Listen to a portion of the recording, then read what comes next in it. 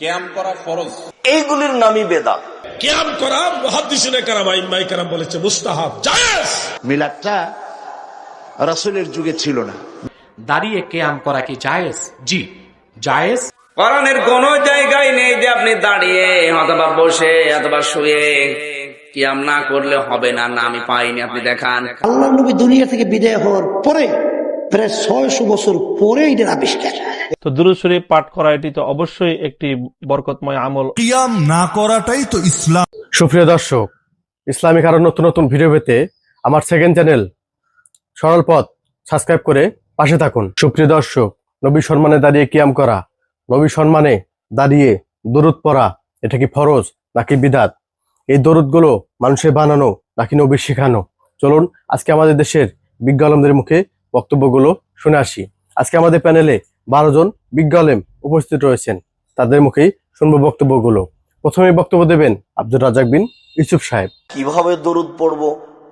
তখন আমাদের নবী বলে দিলেন, কুলু, তোমরা বলো, আল্লাহুম্মা সাল্লি আলা মুহাম্মাদ ওয়া আলা আলি মুহাম্মাদ কামা সাল্লাইতা আলা ইব্রাহিম ওয়া আলা আলি ইব্রাহিম ইন্নাকা হামিদুম মাজিদ। আল্লাহুম্মা বারিক আলা মুহাম্মাদ ওয়া আলা আলি মুহাম্মাদ কামা বারাকতা আলা ইব্রাহিম ওয়া আলা আলি ইব্রাহিম ইন্নাকা হামিদুম মাজিদ।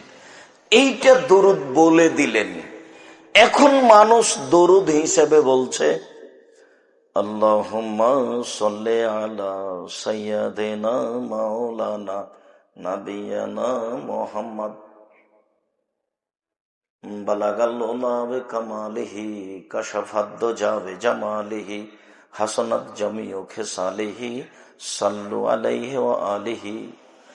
মানুষ যে এইগুলি দরুদ পড়ছে, এইগুলির নামই বেদাত। জোর করে কোনো লাভ নেই। পৃথিবীতে একজন মানুষকে মেনে চলতে হবে, যার নাম মোহাম্মদ সাল্লাল্লাহু আলাইহি সাল্লাম।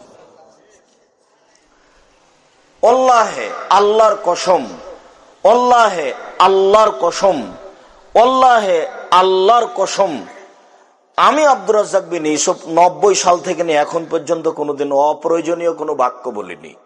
এই পর্যায়ে বক্তব্য দেবেন ডক্টর আয়াতুল্লাহ আব্বাসী সাহেব। দাঁড়িয়ে কিয়াম করা কি জায়েজ? জি জায়েজ, এবং ওলামায়ে কেরামের মতে মুস্তাহাব, সওয়াবের কাজ।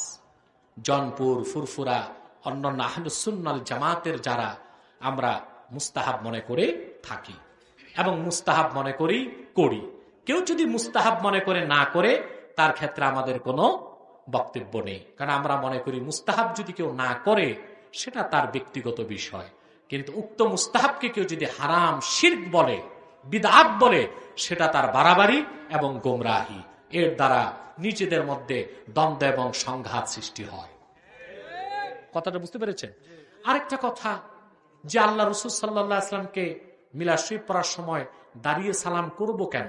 এটা সম্পর্ক আদবের সাথে। কিসের সাথে? ওই যে বললাম ঈমান, ইসলাম, এই মিলাদ শরীফের কিয়ামের সম্পর্ক ইহসানের সাথে। কিসের সাথে? ইহসানের ব্যাখ্যা ব্যাপক, তা তো সময় না দেওয়ার, এতটুকু বলে দিলাম। এটা সম্পর্ক কিসের সাথে? ইহসানের সাথে।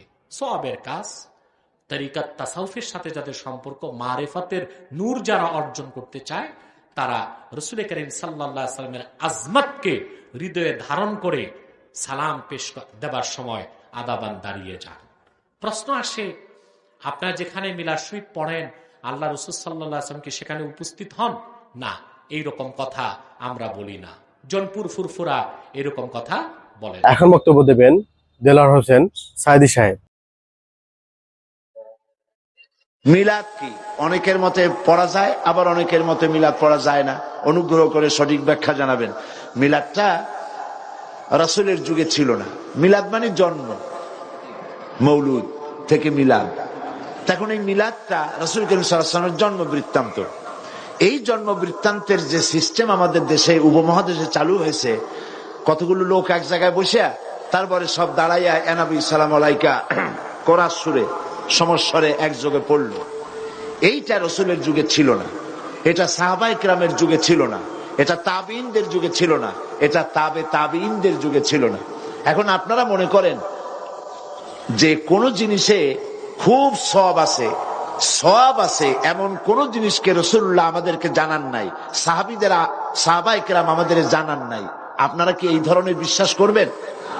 এরকম বিশ্বাস করবেন? যাতে সওয়াব আছে রাসূলুল্লাহ সব আমাদের জানাইছেন, সাহাবায়ে কেরাম আমাদের সব জানাইছেন। তো মিলাদে যদি সওয়াব থাকবে তো রাসূলুল্লাহ বললেন না কেন? সাহাবীদের চাইতে আমরা কি বেশি রাসূলুল্লাহকে ভালোবাসতে পারবো? জবাব দেন, পারবো? তো যদি এইটা রাসূলুল্লাহর ভালোবাসার কারণে হয়, তাহলে সাহাবীরা কেন মিলাদ পড়েন নাই?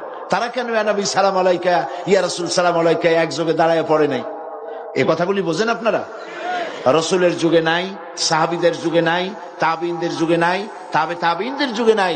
রাসূলুল্লাহর ইন্তেকালের 600 বছর পর মিলাদ আবিষ্কার হয়েছে। এইরকম একটা সুস্পষ্ট বিদআত মুসলমানদের পালন করা উচিত নয়। এই পর্যায়ে বক্তব্য দেবেন আলাউদ্দিন জিহাদি সাহেব। ওয়ালি কেরামে সম্মানার্থে কিয়াম করা মুহাদ্দিসিনে কেরাম, আইম্মায়ে কেরাম বলেছে মুস্তাহাব, জায়েজ। এটা আমার ফয়সালা না। আপনারা এই ফয়সালাগুলি মানেন না বিদায় আপনারা ওয়াহাবি। আমরা এই ফয়সালাগুলি মানি দেখে আমরা সুন্নি, কারণ আহলে সুন্নাত ওয়াল জামাতের ইমামদের সাথে আমাদের বক্তব্য মিল আছে, আপনারটা মিল নাই। আর ইবনে আব্দুল ওয়াহাব নজদিও কিয়ামের বিরুদ্ধে কথা বলছে বলে আমরা কথা পাই না। আপনারা তো ওয়াহাবিও না।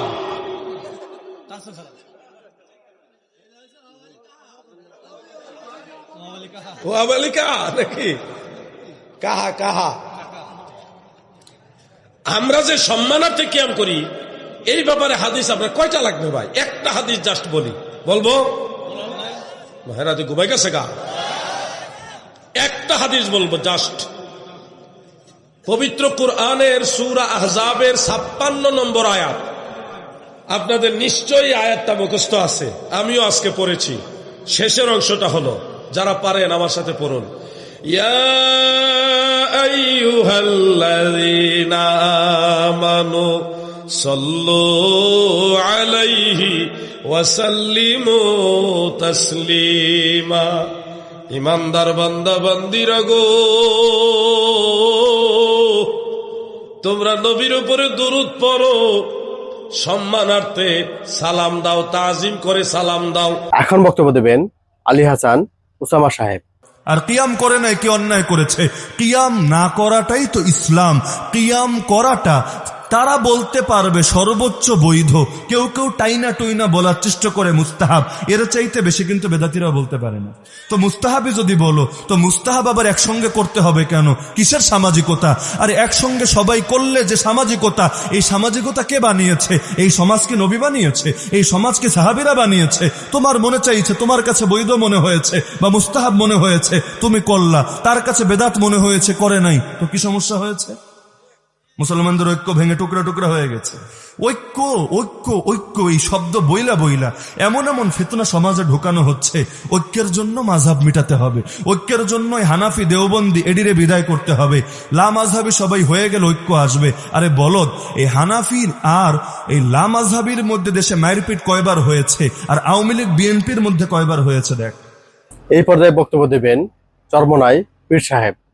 বর্তমানে ধরেন মিলাদ কিয়াম বের হয়েছে না? বের হয়েছে। আচ্ছা, সেই মিলাদ কিয়ামের ব্যাপারে এই যে প্রচলিত যে পদ্ধতিটা, ইতিহাস পড়লে দেখবেন আল্লাহ নবী দুনিয়া থেকে বিদায় হওয়ার পরে প্রায় 600 বছর পরে এটার আবিষ্কার। কথা ঠিক কি? নবীর ইতিহাস আলোচনা করবে, এটা তো ভালো, খারাপ তো না। কথা ঠিক নেবে? ঠিক। নবীর ইতিহাস আলোচনা না করলে, তার জন্ম বৃত্তান্ত সহ, তাহলে মানুষ নবীকে চেনবে কেমনে? নবীর প্রতি মহব্বত বাড়বে কেমনে? দরকার আছে না? কিন্তু বাজান, যখন নাকি নবীর নাম উল্লেখ করা হয়, তখন অনেক সময় নাউজুবিল্লাহ অনেকে একেবারে বেশি অতিরিক্ত চেয়ার একটা খালি রাখে, খালি রেখে বলে যে নবী আমাদের এই মজলিসে আইসা চেয়ারে বসে। আছে না?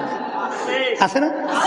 আবার এক শ্রেণী মনে করে নবীর নাম যখন উল্লেখ করা হয় তখন যদি না দাঁড়ানো হয় তাইলে ওটা দিনের মধ্যেই থাকে না। কথা ঠিক না?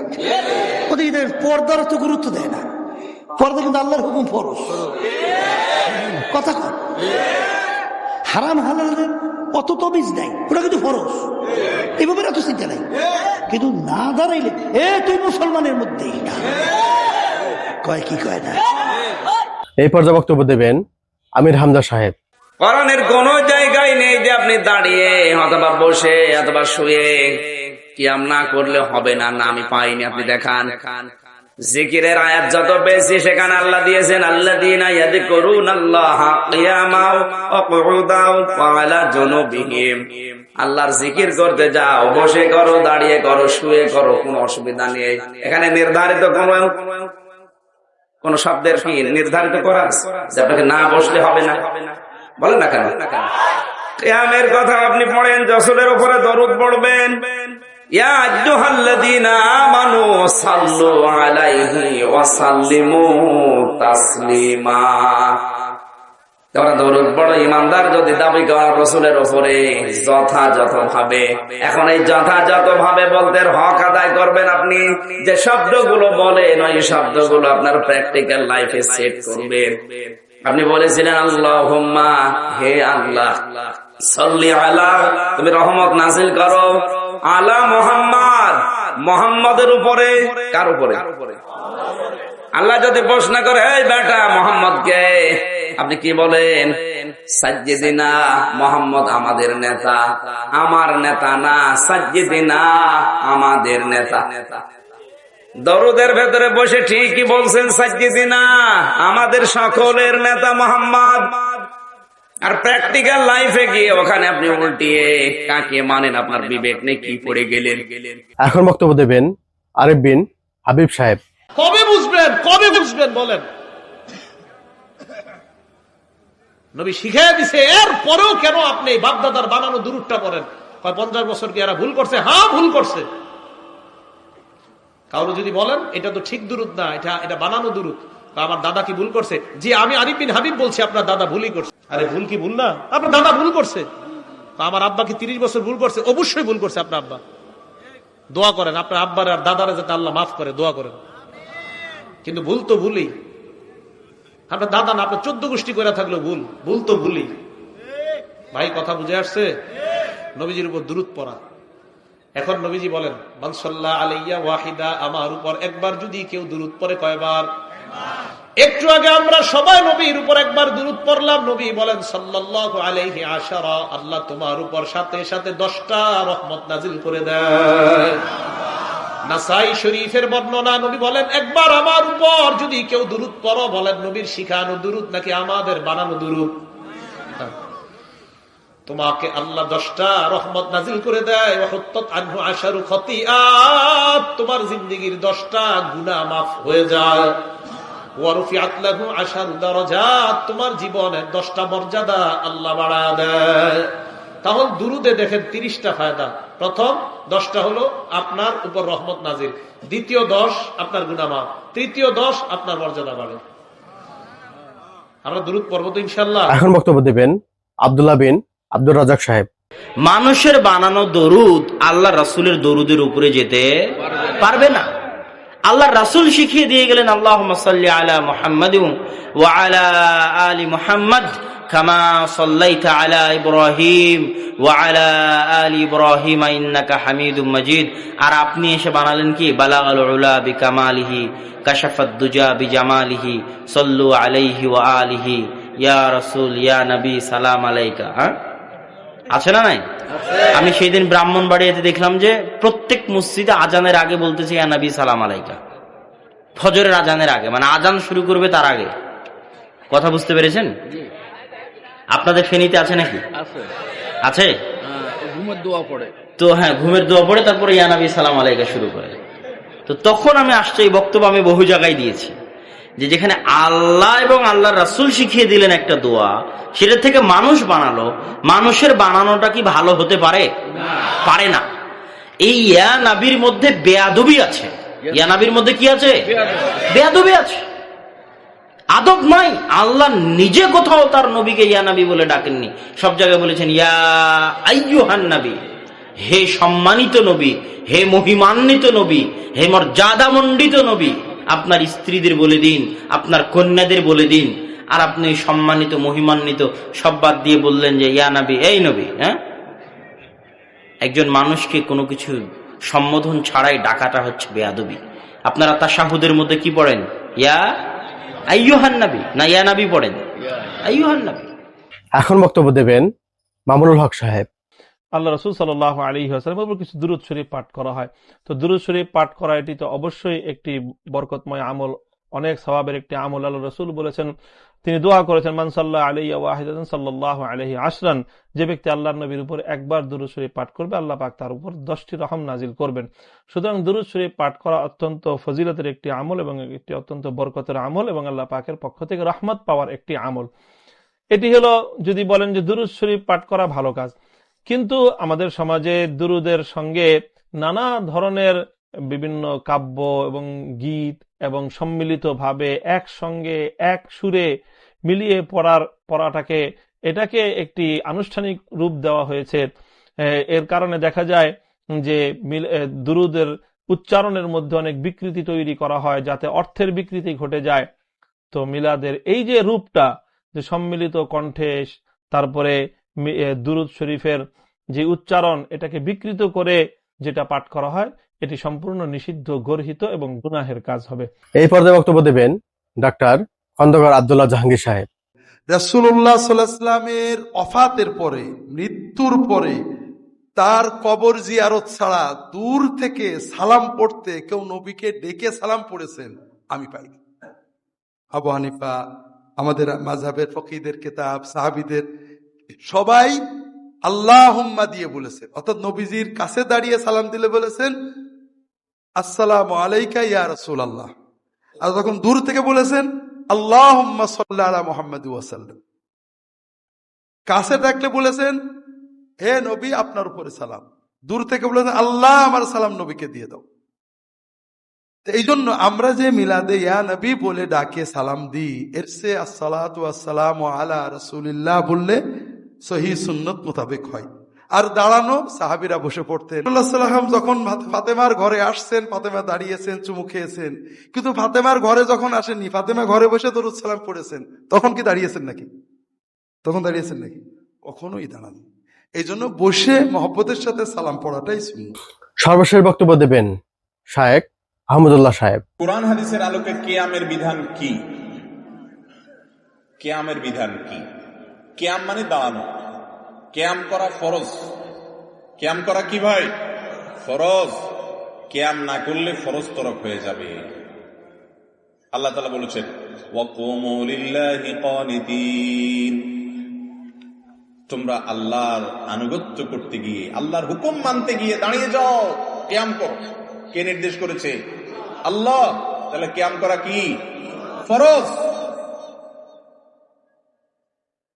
তো বসে আছেন কেন?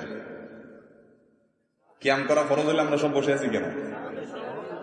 ও নামাজের সময়, মাশাআল্লাহ, এটা আপনারা ধরে ফেলছেন। নামাজের সময় কিয়াম করা কি রে ভাই? ফরজ। কেউ যদি শক্তি সামর্থ্য থাকা সত্ত্বেও তাগড়া মানুষটা বসে বসে আরাম করতে করতে নামাজ পড়ে, তার নামাজ হবে? আজকাল তো দেখা যায় যে একটু ভাবসাবালা মানুষ হলে, একটু আল্লাহ তাআলা তাকে হয়তো কোনো দিক থেকে একটু বড় করেছেন, সবাই না, আবার অনেক লোক আছেন অসুস্থ হয়ে চেয়ারে বসে। কিছু কিছু লোকের কথা বলতেছে যে সব কাজ করে, লাফালাফি, কুদাকুদি, নাচানাচি সবই পারে, মাশাআল্লাহ, কিন্তু ভদ্রলোক মসজিদে আসলে চেয়ার টেনে বসে। চেয়ারে কিন্তু বসে নামাজ পড়া জায়েজ আছে যে ব্যক্তির জন্য এছাড়া বিকল্প নাই, সে বাধ্য, মাজার রোগ, কোমরের রোগ, অসুখ বিসুখ হয়েছে, ঠিক আছে। কিন্তু অনেকে আছে যে অহেতুক একটু সামান্য শরীরটা মেজমেজ করতেছে, আজকে শরীরটা ভালো লাগতেছে না, বসে নামাজ শুরু করছে। তো এই কিয়াম না করলে নামাজ হবে? কিয়াম করা মানে দাঁড়ানো।